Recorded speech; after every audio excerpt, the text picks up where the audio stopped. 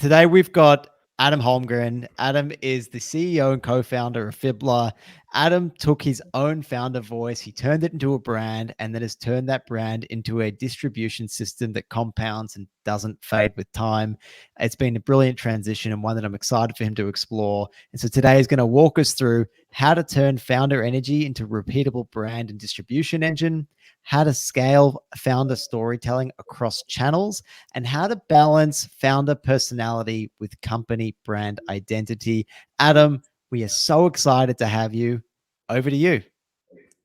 Yeah, really good to be here. I mean, these are topics I'm incredibly passionate about, obviously, and things that I've already see here that the pink line is all over the feed, and I'm sorry for that, but it's the way I'm trying to grow, right?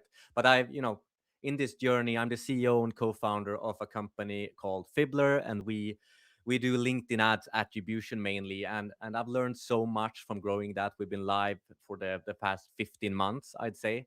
And I've learned so much in that journey that I really want to share with you today on both on how to build a personal brand that really works as a distribution engine, but also how to turn that into a company brand that people love. I think that's equally important. But before we dive into that, I want to really do some background.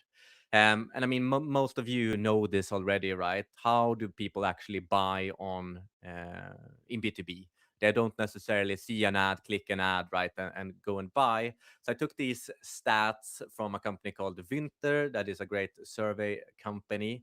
And the key trend is obviously that buyers trust their peers more than anything and other people.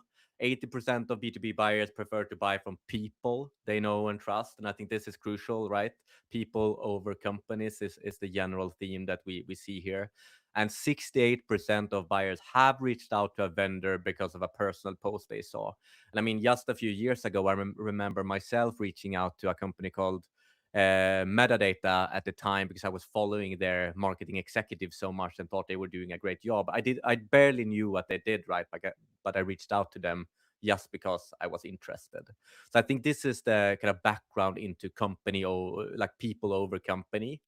And then the second part of the background is obviously like SaaS is incredibly competitive. Like it's crazy. I found a number somewhere that we have about 200,000 SaaS companies today in the world, 2025, up from somewhere around 30,000 in 2024. And it's obviously the whole AI boom. It's easier than ever to create a software. It's easier than ever to spin up an MVP, but and obviously it becomes a lot of chaos. It's very hard to stand out in a market that has a lot of companies. So the strongest lever, obviously, that you can use, that is yourself.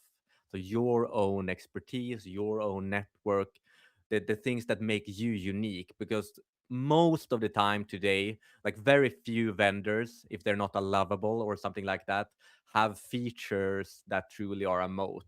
Most companies have competitors that have the same features, and we need to find other things that are our moat in the market. And I think when you're starting a company or wanting to grow a company, you have to focus on yourself, your network, your expertise. That's kind of how to start something like that. And if you're selling in SaaS to SaaS, organic LinkedIn is most likely the easiest way to go. We know that everyone is there, and it's a great first channel to start with. Uh, and to me, like being founder led is not necessarily about just pushing content out from the founder.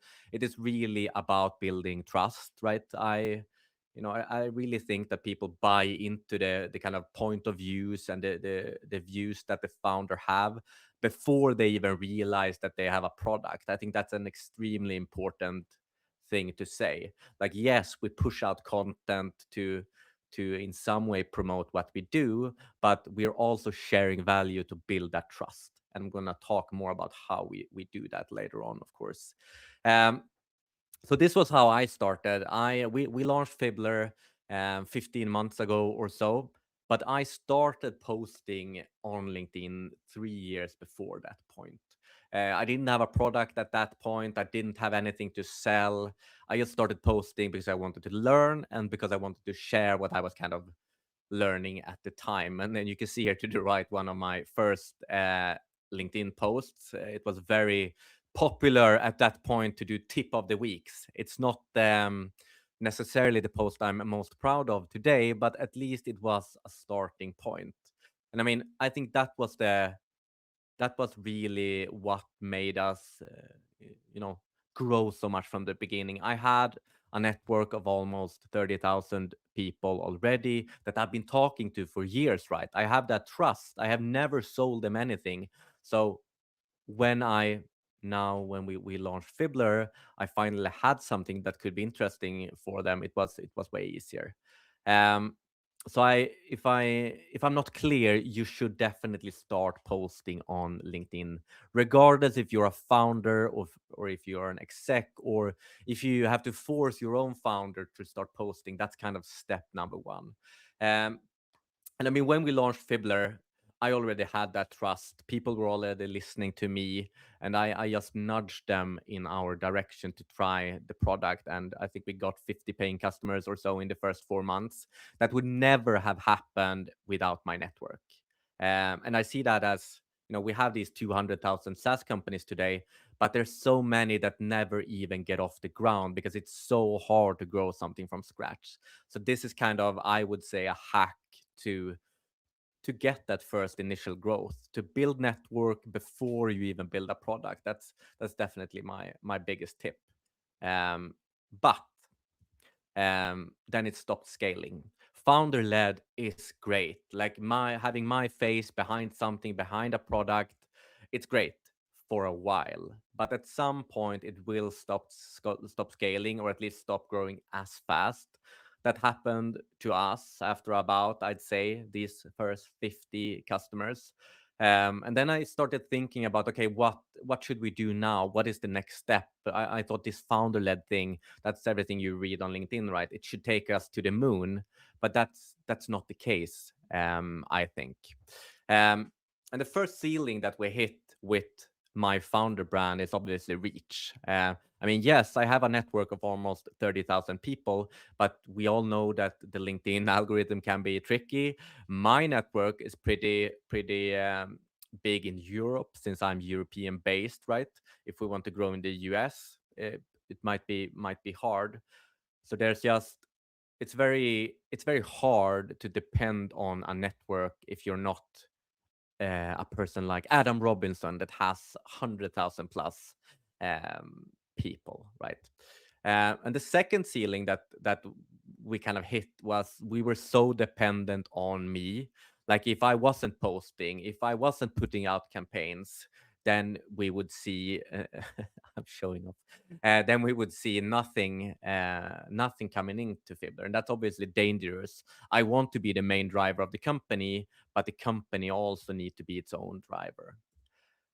Third ceiling is obviously brand ceilings. In the beginning, there were very few people who knew what Fibber was. They knew about me and they knew that I had a product for LinkedIn ads, but they had no trust in the company and in the company brand because we haven't done anything with it. So that's also a realization. Like the brand is so important, also from a company point of view. Um, so what I realized early on there, after our first 50 customers, being founder led is not enough. It can get you off the ground. It's probably the best way to build a SaaS company and get it off the ground. But once you grow, you also need other things that make people remember you. You need a brand that can live on its own. And I think we are, well on our way to at least do that. Um, and I'm gonna talk about today and show you my framework for how you can do both. And these are kind of our results from doing so. I mean, we're obviously a very small brand in a very competitive niche like the attribution category, and we now own around 6% or so of the share of search, which has been huge for us and been a big priority for us, of course, to kind of disrupt that market in a way. And these are things I think we should prioritize over necessarily being just founder led. So I want to introduce you to my own founder brand framework. So we're stepping away from being just founder led, and we are focusing on both. So it's obviously we are going to keep the founder as the big distribution engine here because it's an insanely powerful thing, but pair that with a company brand building things that will also in comparison to that build the company brand. And I would say today when I look at people coming into Fibber and so on, a lot of them have no idea who I am, which is great because they've heard of Fibber and they have most likely seen this freaking lion all over their feed and might be annoyed by it, but at least they know it, and that's the goal. I don't want them to necessarily know me. But I think this is the ultimate way to both scale trust through the founder, but also have people remember you through the brand. And the first step of really doing so is obviously you have a founder, you have very clear content pillars. I think that's critical. These content pillars need to be aligned with your product. They should not sell your product. It's very, very important. It's not about pitching your product in every post. It's about talking about things that's related to your product, most likely, and then sharing your point of view, giving value. And for me, as an example, I have a LinkedIn ads product. So obviously, I talk a lot about running LinkedIn ads. How can you do that effectively? That does not have anything to do with my product necessarily, but it's adjacent to it, which is important. I'm talking about how to build a company in public. I'm talking about building brand like this, and then of course ABM and attribution. Those are my four pillars. So if I post 5 times a week, which I am on weekdays, I want to have one of those every day. So LinkedIn ads on Monday, building in public on Tuesday, and so on. This is critical to set up a clear distribution handling with, and content pillars. And I mean, it is about giving value. I cannot stress that enough. If you start, pitching your product, people will start to unfollow you. That will never work. The second part is, and what I obviously talked about before, what I realized is I have a good audience in Europe. I'm European based. I have been, connecting with a lot of Europeans, and we started notice early on that we had very few customers in the US, right? So how should we then scale my message or my founder led message to outside of Europe? And one way to do that, or maybe the most effective way today, I think, are using what we call thought leader ads. And now it's obviously extremely focused on LinkedIn, but I think it's one of the most efficient channels when you're a new SaaS company. Thought leader ads are the most underutilized, the most powerful format that exists, but they require so much from you in terms of content. You need to create great content first, otherwise it will never work. So what we did and what I did early on is like I continued to post from my weekly pillars, and then we took my best organic posts and sponsored them to people outside of my network. And for us that was mainly the US market, right?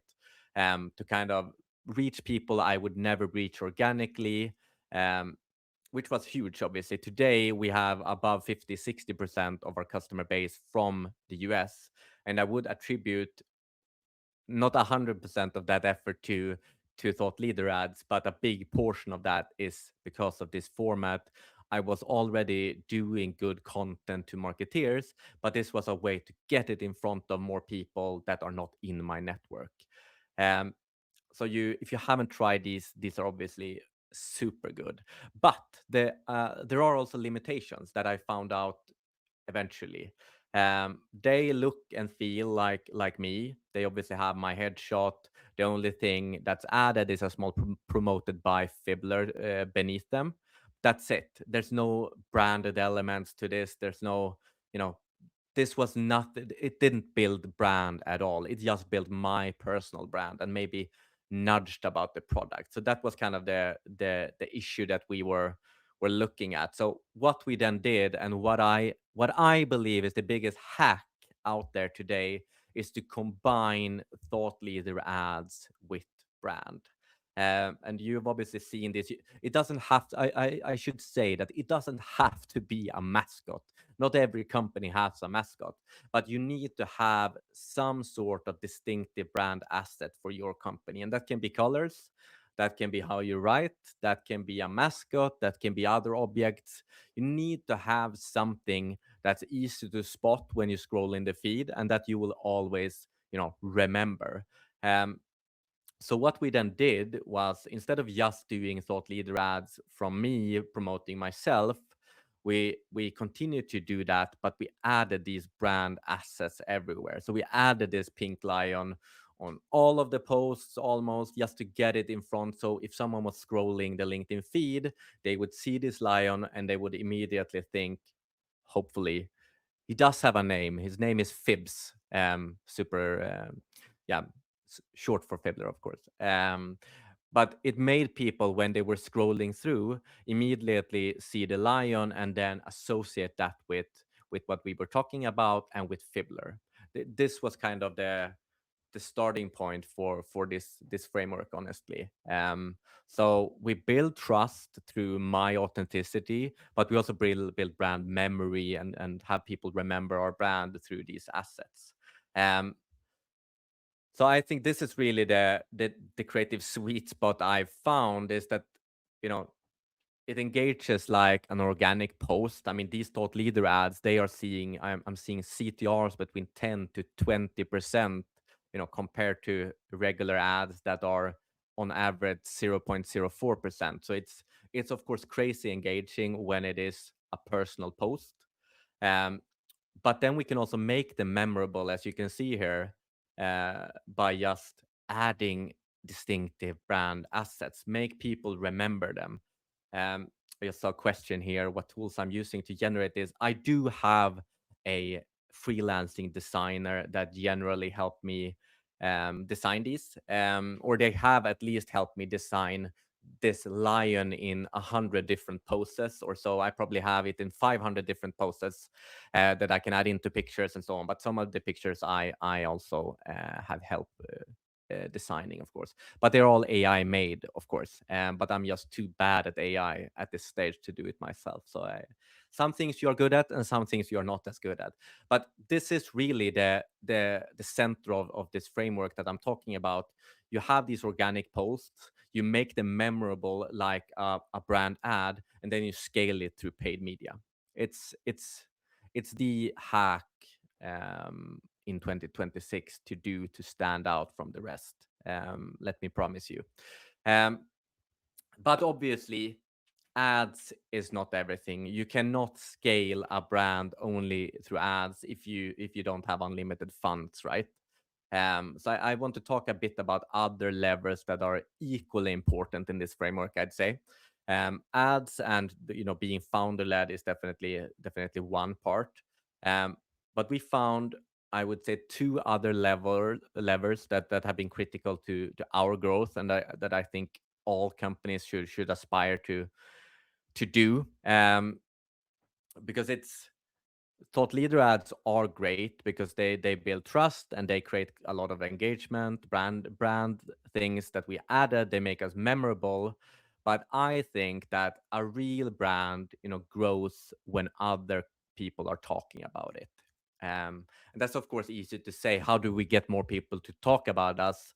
But there are ways you can make it easier, and I wanted to talk a little bit about how we've done that. So the first lever, obviously, that we're all looking for all the time is word of mouth, right? It's the biggest growth driver out there.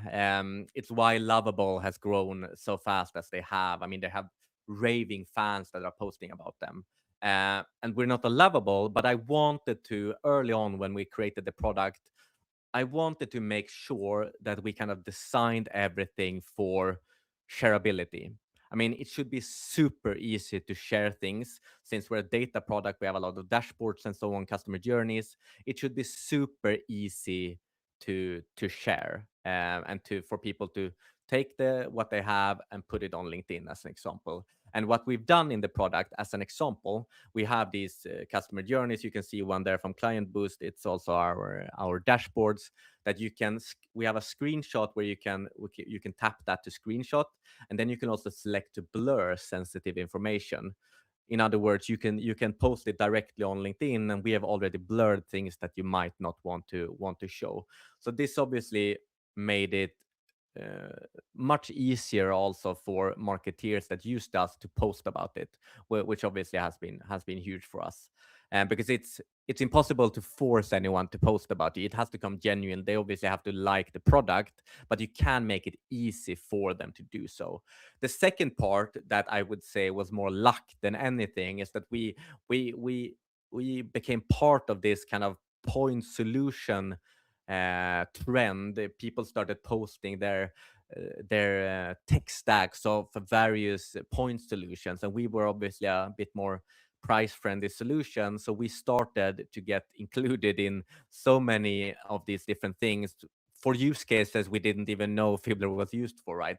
So I would say this was primarily luck, but it's still finding these things where people can post about you authentically is is so effective. And the second part that I think has been, I mean, one of our other levers that have been really successful is how do we do branded content that's also engaging.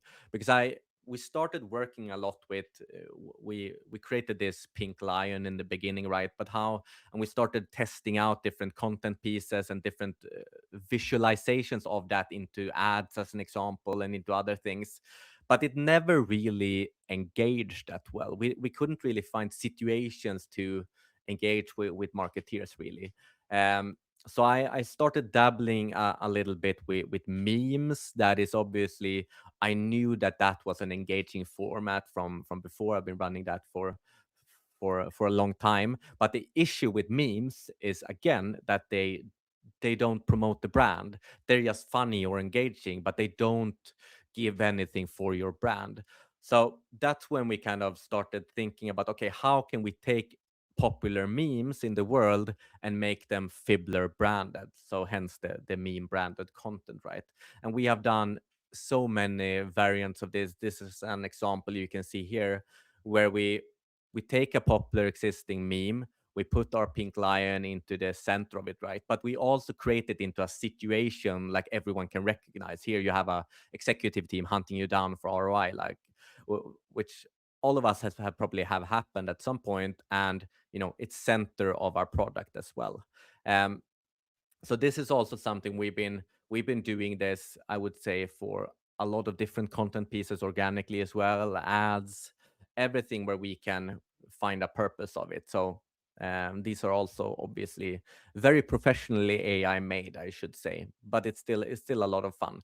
So finding a way to take branded content and make it should still be fun, but also make it memorable. That has been the key here. Um, so before we jump into more questions here, I wanted to show the full kind of framework that I've run through here to kind of give you a more full picture. This is obviously, I started out Fibbler being just founder led. I didn't care about building the company brand because I uh, had too much of an ego, I guess, into my own personal brand. But then I realized after a lot of feedback from other people, like how important it is to build a brand, a company brand in conjunction. So to the left there, we have, founder led is still incredibly strong. It's a great distribution and trust engine. I recommend setting up these clear weekly pillars. You have, three, four clear pillars that you want to post about every week, and then you rotate. It's important that you have some sort of consistency in how to post. You don't have to post every day, but maybe it's once a week, and then you at least are consistent in that. You need to have a strong founder point of view. There are reasons why people like Adam Robinson are big on LinkedIn, because they have extremely strong point of views. And that is needed if you want to stand out. Obviously, personal stories, storytelling in different kinds, insights that you have kind of uniquely are stronger than other posts. But I honestly believe that just being authentic is very, you know, being open when you know things, but also being open when you don't know things, I think are the most beautiful thing about LinkedIn. Um, and then the second part I talked about is about being brand led, right? So how do we then take this trust engine, but add some sort of memorability to it? And I recommend, you have to have some sort of distinctive brand asset. It could be a mascot as we have, could also be your logo, your colors, but something that people can easily recognize. And ideally, also something that creates some sort of emotion. And these are obviously things that you should have in everything. I think you can never brand something too much. You should have it in everything. People need to know the sender of something. Um, and then the third one, obviously, is scaling this through paid media. I think is still very strong. I started doing this very early on in the Fibber journey, before we even had a lot of customers, right? It was, we can always start with something. It's always good to reach more buyers. And for me, that is really taking the best organic content pieces, adding these branded assets on top, and then getting them out. That is really the distribution and the reach engine here that we're working with. And then obviously the last pillar of this, and maybe one of the most important, but also one of the trickiest, right, is organic kind of momentum. So how do you get uh, into a legitimate company? And that is by people talking about you and not you talking about yourself. So getting some sort of word of mouth driven um, thing from your users of the product, ideally, maybe a community driven content where you work together with your users. Obviously, social proof of different kinds, real use cases, customer led stories, all of these things where people talk about your company in a genuine way, I think are so powerful. And maybe not the classical case study, but instead, very authentic and raw posts about your product is very key. So this is the kind of founder brand framework we've been growing Fibber with so far. This is what we will continue to grow Fibber with in the next coming years as well. And I honestly think this is how you also create a moat in the market. You utilize your founder brand, you're utilizing building a strong company brand, and then you're distributing it all over the place. So I get so happy when people say that this pink lion is all over their feed, because then I feel like we are doing something right, even if it is a bit annoying at times. I still think it's better to be a bit annoying than to be invisible. That's good. Yeah, that's it actually from me. That is all my learnings baked into 35 minutes. Um, feel free to throw any questions in the chat here, if you have. Fantastic. That was really, really cool, Adam. I love that framework, the trust engine, the memory engine, the reach engine, the legitimacy engine.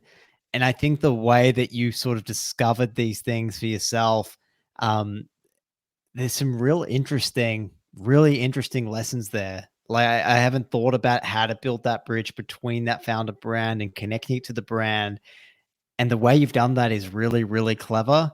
I'd love to ask with Fibs, what's your take on why people love Fibs so much or why people are talking about Fibs? No, it's a good question, right? I mean, I think in some regard, these distinctive brand assets need to stand out. I mean, pink is a color that's obviously creating some sort of warmth. It stands out in a white feed. It's very in there. But then it's obviously also a cute lion, right? So you can't go wrong with that. And I mean, the story behind this lion, it's also a total, I would say, coincidence. I mean, we've always had this kind of pink lion logo. And then we had a kind of a design agency that helped us with our website. And then by chance, they made this 3D pink lion that I just fell in love with at the time, obviously, because I thought it was would be cool. And now we have it in, I mean, 1,000 poses maybe that we can use in different ways. And I've never had a mascot at a company before, so I've never, but I really see the how powerful it is now, because I would say more people know the mascot than they know Fibbler almost, which is maybe another problem I need to find a solution for. But yeah.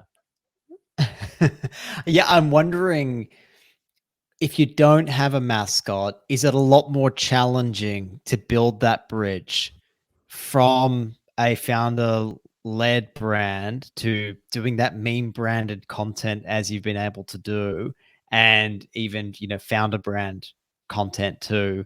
It just seems like having the mascot makes it a much easier bridge, because it's quite distinctive and it's quite memorable. I would love your take on that. Yeah, yeah, I think it is much harder in general. I mean, you could use something like colors or sound as well, right? But it's very hard to be completely different when it comes to colors, right? There will most likely be another brand that looks just like you, so it's very hard to stand out in that way. So I think we need to find something different. Maybe it doesn't have to be a mascot; it could be some sort of object as well. But I think we need to rally around something. And sometimes it's also typography, right? People are they're sketching things in various ways, could also work. I mean, I think there's ways to do it, but I do think a mascot makes things easier when you can rally your brand around something that people get attached to in a way. And when at the point where your own personal brand, the growth there started to stall at around 50 or so customers, and you were thinking about, what do I need to do next? I'm curious, were you ever tempted to go more of the Adam Robinson route, which I feel is, he has much more controversial takes for the sake of, getting Yeah. attention, I think. And I'm not making a judgment whether that's right or wrong, but I'm curious as to if that ever crossed your mind. I mean, yes, maybe a little bit, but I've also realized that I'm from Sweden. We are extremely um we don't want to get people upset in general. We want to be kind of mediocre and average. So I would go around and carry too much anxiety if I ever did the post that he does. So I realized early on that I'm not aggressive enough to only be reliant on my brand. I think there's other ways to do it as well. But what it does, like being an aggressive having an aggressive point of view, that will make distribution easier, right? It will make it will have people that agrees with it, but also disagrees, right? So it's both good and bad, I guess. Yeah, and if it's just controversy for its own sake, and if it's not tied to your own unique point of view, which is then tied to, I suppose, the brand purpose, then maybe you're not harnessing all of the good energy from that and translating it into your brand too. I feel like what you're doing with Fibs feels a lot more scalable, and it feels like you're going to be remembered, um, and you're not going to annoy or upset a lot of people No, because of a exactly. controversial point of view that you tried to have at a point in time, just to get a bit of extra reach as well, perhaps. No, I think that's true. And I mean, I still think that it also, you have to be kind of authentic to who you are. I mean, it's very hard to be another character on LinkedIn, as an example. um See, I see here Vector's mascot. Yes, Vector's mascot and the pink lion here, they are best friends actually. So they are very interconnected, I would say. um, and the lion, I see a question here. What made me choose a lion? Also very random.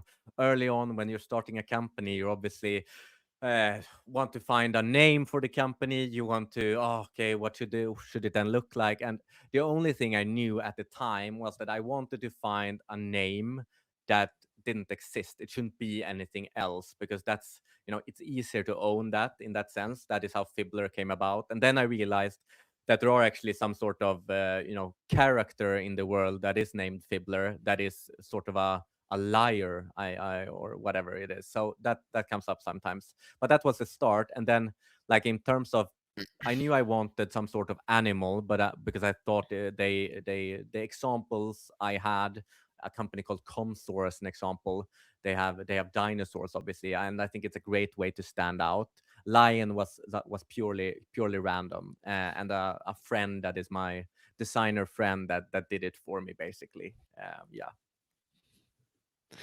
It's yeah, it's very, very memorable. It kind of makes me think of Purple Cow. I think that's Seth Godin's Purple Cow, right? And this is Pink Lion. So Yeah. it's almost like a more fun version of that just keeps appearing on my feed, and I see it everywhere.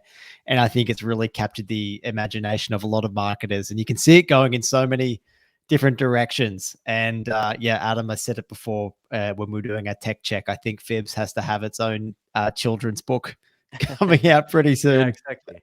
No, but it's good, right? We have been taking these plushies also, right, and having them to events because, I mean, a lot of people going to events, they are parents and they want to bring something home to their kids.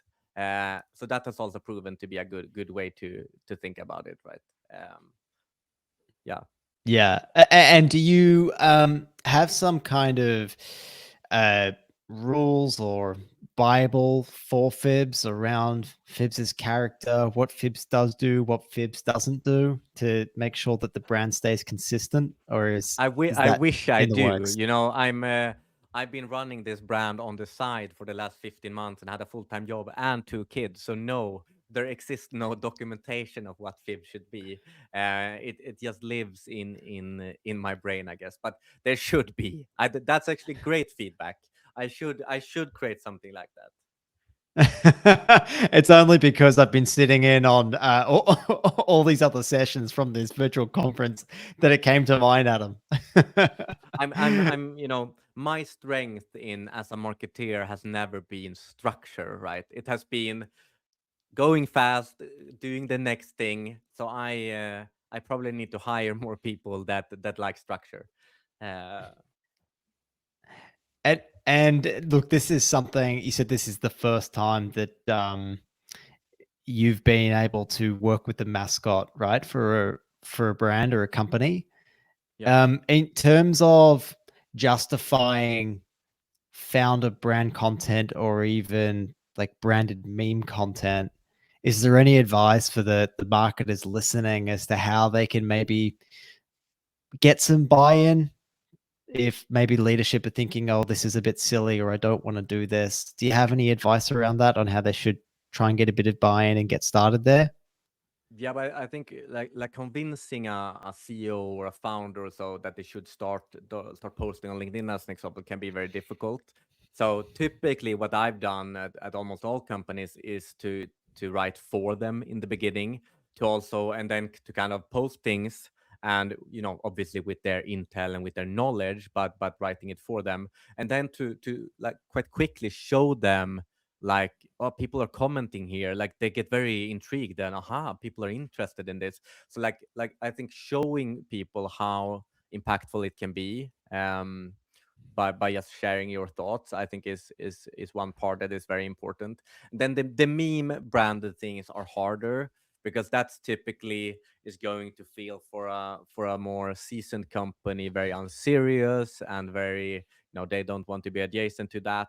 So I think the way to deal with that is most likely to talk with your buyers, right? And to have them understand that the buyers are, they do enjoy content like this. They have humor. They are not gray on LinkedIn, even though LinkedIn might be a professional platform. We are still human, right? It's, yeah, but it is difficult, I should say. I mean, I've had a lot of ideas shut down over the years, but we continue to the next. We try again. And do you have anyone shutting down your ideas now, Adam? Is there an internal monologue trying to stop things from getting out, or is it all just flowing freely?